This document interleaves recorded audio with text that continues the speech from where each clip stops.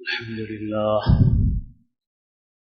لله نحمده ونستعينه ونستغفره ونؤمن به ونتوكل عليه ونعوذ بالله من شرور أنفسنا ومن سيئات أعمالنا من يهد الله فلا مضل له ومن يضلل فلا هادي له أشهد أن لا إله إلا الله وحده لا شريك له ونشهد أن سيدنا ونبينا ومولانا محمدا عبده ورسوله صلى الله تعالى عليه وعلى آله وأصحابه وأتباعه وأزواجه وذرياته وبارك وسلم تسليما كثيرا كثيرا أما بعد.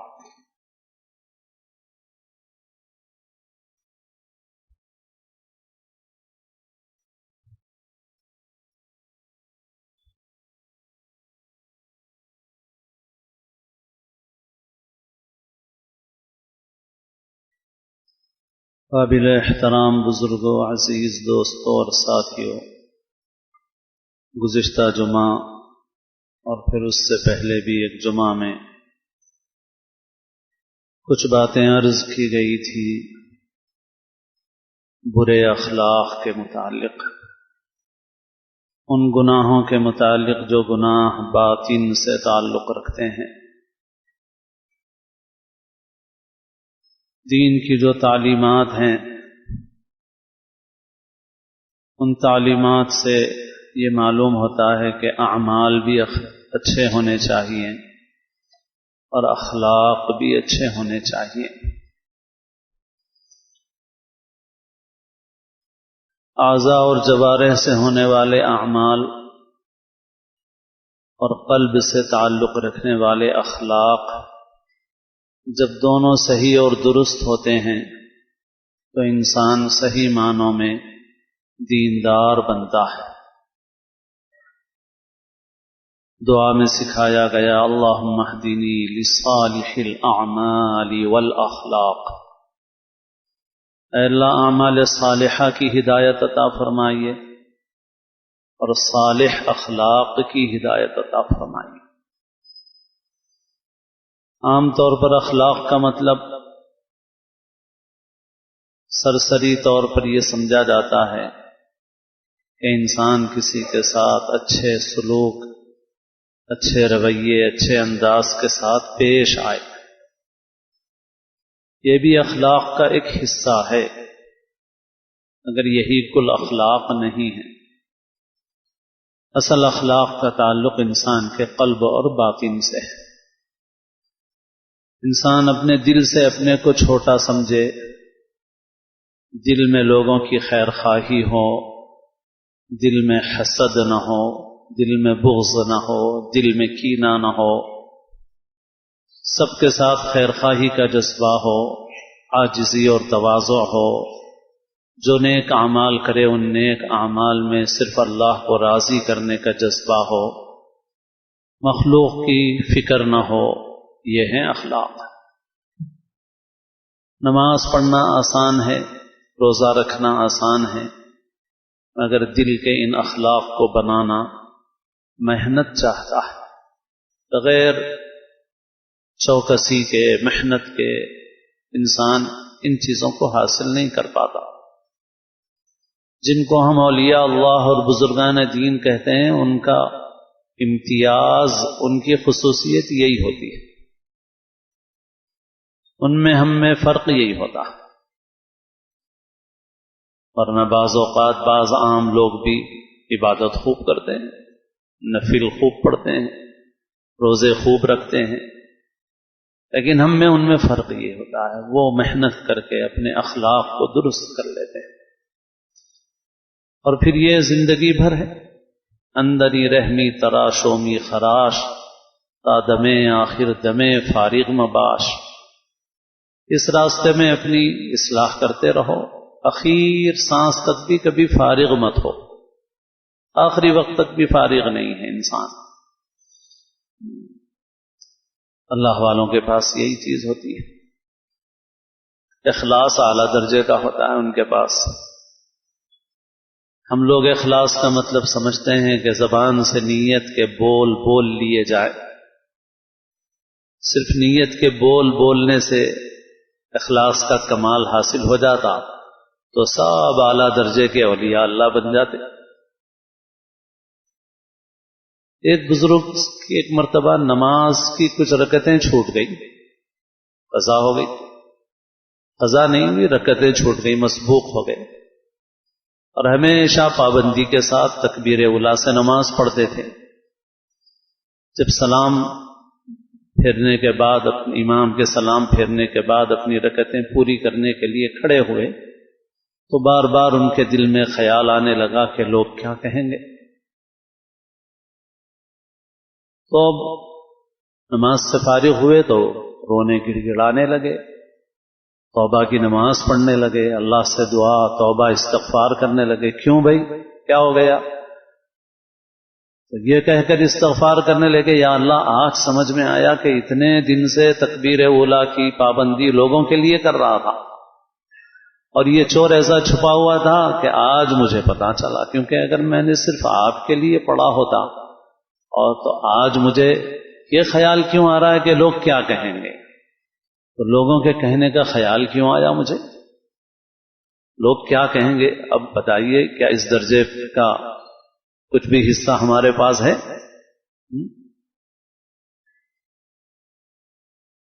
تو کم سے کم یہ احساس تو ہمارے اندر پیدا ہو جائے کہ بھئی نہیں ہے ہمارے پاس۔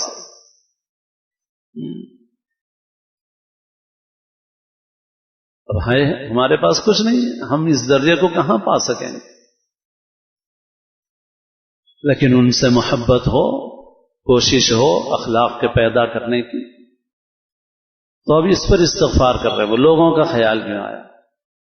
تو یہ ہے آسانی سے تھوڑی پیدا ہوتا ہے، خالی 2 رکعت پڑھتا ہوں اللہ کے لیے، حج کرتا ہوں اللہ کے لیے، عمرہ کرتا ہوں اللہ کے لیے، اتنا بولنے سے اخلاص کا کمال حاصل ہو جاتا تو ہم سب اولیاء اللہ بن جاتے، اعلیٰ درجے کے۔ اور اللہ والوں نے محنت کی، اپنے اخلاق بنائے، اخلاص ایسا بنایا، اپنے دل کی ایسی اس طرح سے حفاظت کی اپنے دل کی، دل کے اندر ہمارے ریا، تکبر، عجب، بغض، کینہ، حسد، کوئی چیز پیدا نہ ہو اس میں سے، تبھی جا کے وہ اس اعلیٰ درجے پہ پہنچے۔ اسی وجہ سے کہا جاتا ہے کہ اولیاء اللہ جو ہیں وہ اپنے اعمال قلبیہ کے ذریعے سے ایسی ترقی کرتے ہیں اور درجات حاصل کرتے ہیں کہ وہ ترقی اور وہ درجات جوارح یعنی ہاتھ پیر کے اعمال سے وہ ترقی نہیں حاصل ہوتی، وہ ترقی حاصل ہوتی ہے قلب کے اعمال سے۔ تو بہرحال ہم لوگوں کو کم از کم اپنی کمی کا احساس کرنا ہے، اپنی فکر کرنا ہے، بھئی ان اللہ والوں کی کچھ نقل کر لو، کچھ کوشش کر لو۔ بڑے بڑے گناہ جو ہیں ان کی ایک فہرست ہے جو ہمارے پاس معروف ہے، کتاب میں سنائی جاتی ہے، تو ان میں سب سے پہلے 5 گناہ ذکر کیے گئے ہیں۔ حقارت سے کسی پر ہنسنا، کسی کو طعنہ دینا، کسی کو برے لقب سے پکارنا، کسی کا عیب تلاش کرنا، کسی کی غیبت کرنا، پھر اس کے آگے ہے بدگمانی کرنا، یعنی بغیر دلیل شرعی صرف حالات و قرائن سے کسی کو برا سمجھنا، پھر آگے اور بہت سارے گناہ ہیں، اس میں شراب بھی ہے، جوا بھی ہے اور گناہ بھی ہے، مگر یہ گناہ جو اس فہرست میں سب سے پہلے ذکر کیے گئے ہیں، اگر غور کریں ہم تو یہ گناہ ظاہر کے گناہ نہیں ہیں، باطن کے گناہ ہیں اصل میں۔ ایک مرتبہ ایک جگہ مذاکرہ ہو رہا تھا دینی باتوں کا، تو ایک ڈاکٹر صاحب جو 60 سال کی عمر سے زیادہ کے تھے اور مسجد میں ان کا معمول تھا کہ دینی بات میں، کتاب میں ہمیشہ بیٹھتے بھی رہتے تھے، جب یہ 5 گناہوں کا مذاکرہ ہوا تو تھوڑی دیر کے بعد وہ کہنے لگے کہ ہم لوگ اب تک ان چیزوں کو برا تو سمجھتے تھے، لیکن بڑے گناہ ہیں، گناہ کبیرہ ہیں، یہ احساس دل میں آج پیدا ہو رہا۔ ورنہ ہم سمجھتے تھے کہ بھئی شراب، جوا، بدکاری یہ تو سب بڑے بڑے گناہ ہیں، ان کو برا تو سمجھتے تھے، مگر ایسا نہیں تھا، دل میں دماغ میں ایسی بات تو نہیں تھی کہ بھئی یہ بڑے گناہ ہیں، کبیرہ گناہ ہیں، لیکن آج سمجھ میں آ رہا ہے کہ یہ کبیرہ گناہ ہیں، آج احساس۔ تو یہ ہمارا عمومی ہم لوگوں کی کیفیت ہے جو انہوں نے بیان کی کہ بھئی ہم ظاہری گناہوں کو تو بہت بڑا سمجھ رہے ہیں مگر اس کو بڑا نہیں سمجھ رہے۔ حقارت سے کسی کے اوپر ہنس دیا جائے، طعنہ دے دیا جائے، شال میں لپیٹ کر کے کسی کو مار دیا جائے تو ہم سمجھتے ہیں کہ ہم نے بڑا کارنامہ کیا۔ پیٹھ پیچھے غیبت کرنا یہ بھی گناہ ہے، رو در رو طعنہ دینا یہ بھی گناہ ہے، سامنے طعنہ دینا یہ بھی گناہ ہے۔ وَيْلٌ لِكُلِّ هُمَزَةٍ لُمَزَةٍ، فرمایا گیا عیب ڈھونڈنے والے اور طعنہ دینے والوں کے لیے تباہی اور بربادی۔ دیندار آدمی بھی یہ گناہ ایسے کرتا ہے گویا گناہ نہیں ہے، اور بعض وقت کہتے ہوئے کرتا ہے۔ غیبت میں کبھی شیطان ہم کو یہ پڑھاتا ہے کہ ہم جھوٹ نہیں بول رہے ہیں، تو ہم بولتے ہیں بھئی دیکھو جو ہے سو بات بول رہا ہوں میں، جھوٹ تو نہیں بول رہا ہوں میں، ایسو بات بولنا بھی جائز کہاں ہے؟ تو شیطان نے مگر ہم کو یہ پڑھا دیا کہ چونکہ تم سچ بول رہے ہو تو اس لیے تم غلط نہیں کر رہے ہو، جھوٹ بولو تو غلط ہے، شیطان نے پڑھا دیا۔ باقی دین یہ کہتا ہے کہ بھی سچ ہے مگر حرام ہے بولنا، لوگوں کے عیوب ڈھونڈنا، لوگوں کے عیوب بیان کرنا۔ اللہ تعالیٰ نے ظاہر پر احکام رکھے ہیں، میرے بدن پہ نجاست لگی ہوئی نہیں ہے، کوئی وضو کر لیا ہے، نماز پڑھ سکتا ہوں میں۔ اب اگر کوئی کریدنا چاہے کہ بھئی کھال کے نیچے کیا ہے، تو ہماری اس خوبصورت کھال کے نیچے خون، پیپ، پس بہت کچھ ہے۔ آپ کرید کے دیکھنا چاہیں پیٹ کے اندر کیا ہے، اللہ نے مکلف نہیں بنایا، پیٹ کے اندر بہت کچھ ہے، اس خوبصورت کھال کے نیچے بہت کچھ ہے، خون، پیپ، مواد، مگر ظاہر صاف ہے، نماز پڑھ لو۔ بس یہی مثال ہے زندگی، وہ آدمی جو نظر آ رہا ہے آپ اس کے اعتبار سے معاملہ کرو۔ آپ کو اجازت نہیں ہے کہ آپ کرے دو، آپ اندر سے نکالو، آپ کو حکم نہیں ہے، آپ کو اجازت نہیں۔ تو کبھی غیبت اس طرح سے کراتا ہے کہ بھئی ہم تو سچ بول رہے ہیں، جھوٹ نہیں بول رہے ہیں، اور کبھی آدمی طاقتور ہوتا ہے تو آدمی یہ بولتا ہے میرے کو کوئی ڈر نہیں ہے، میں تو سامنے بول سکتا ہوں، منہ پہ بول سکتا ہوں اس سے۔ تو کیا ہر بات منہ پہ بولنا جائز ہے؟ آپ اگر اتنے طاقتور ہیں کہ آپ منہ پہ بول سکتے ہیں تو کیا آپ کسی کی برائی، کسی کی کا عیب اس کے منہ کے سامنے بیان کریں تو جائز ہے ہر صورت میں؟ نہیں ہے ایسا۔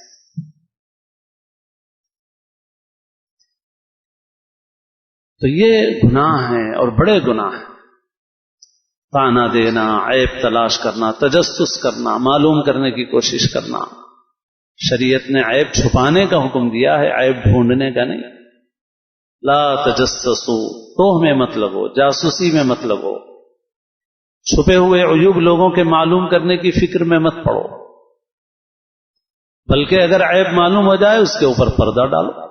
من ستر مسلما سترہ اللہ فی الدنیا والآخرہ، جو مسلمان کی پردہ پوشی کرے گا اللہ دنیا آخرت دونوں میں اس کی پردہ پوشی فرمائے۔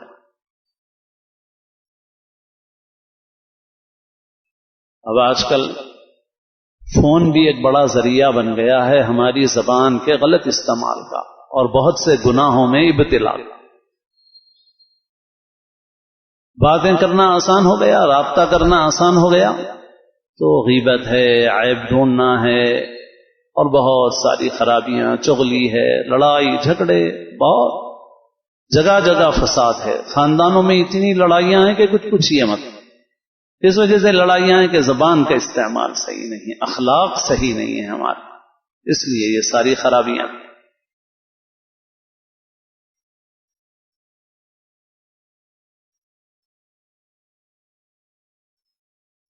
بدگمانی کرنا بغیر دلیل شرعی کسی کو برا سمجھنا محض حالات و قرائن سے، یہ بھی کبیرہ گناہ ہے۔ اللہ تعالی نے فرمایا حدیث شریف میں ایاکم والظن فإن الظن اکذب الحدیث، گمان سے بچو، گمان سب سے جھوٹی بات ہے۔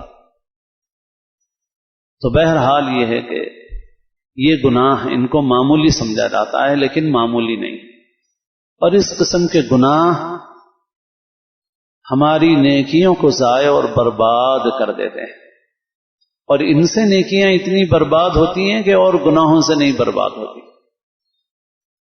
آپ حدیثیں دیکھ لیجئے ان سب چیزوں کے متعلق۔ اللہ کے رسول صلی اللہ علیہ وسلم حدیث میں فرماتے ہیں بِحَسْبِ امْرِئٍ مِّنَ الشَّرِّ أَن يَحْقِرَ أَخَاهُ الْمُسْلِمَ، آدمی کے برا ہونے کے لیے یہ بات کافی ہے کہ اپنے کسی مسلمان بھائی کو حقیر سمجھے، یہ آدمی کے برا ہونے کے لیے کافی۔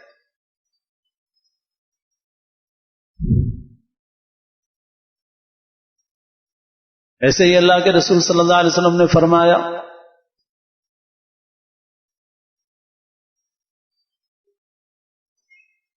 کہ انسان کے اعمال کو سب سے زیادہ برباد کرنے والی چیز اس کی زبان ہے۔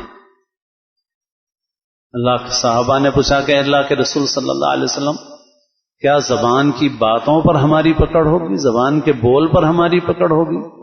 تو آپ صلی اللہ علیہ وسلم نے فرمایا ثقیلتک امک یا معاذ هل یکب الناس فی النار علی وجوہہم او علی مناخرہم الا حصائد السنتہم، لوگوں کو سب سے زیادہ منہ کے بل دوزخ میں ڈالنے والی چیز زبان کی کھیتیاں ہیں۔ اللہ کے رسول صلی اللہ علیہ وسلم ارشاد فرماتے ہیں الغیبۃ اشد من الزنا، غیبت زنا سے زیادہ اشد ہے، سخت ہے، شدید ہے۔ آپ فرماتے ہیں ان الحسد یاکل الحسنات کما تاکل النار الحطب، حسد کی بیماری نیکیوں کو ایسے کھا جاتی ہے جیسے آگ سوکھی لکڑی کو کھا جاتی ہے۔ اسی لیے شروع میں بھی میں نے حضرت شیخ الحدیث مولانا زکریا صاحب رحمۃ اللہ علیہ کی بعض باتیں سنائی تھی۔ حضرت کے افادات پر مشتمل ایک رسالہ ہے ام الامراض، تمام بیماریوں کی جڑ، تمام گناہوں کی جڑ، سارے گناہ جس سے پیدا ہوتے ہیں وہ ہے کبر، تکبر، اپنے کو بڑا سمجھنا، اس سے سارے گناہ ہیں۔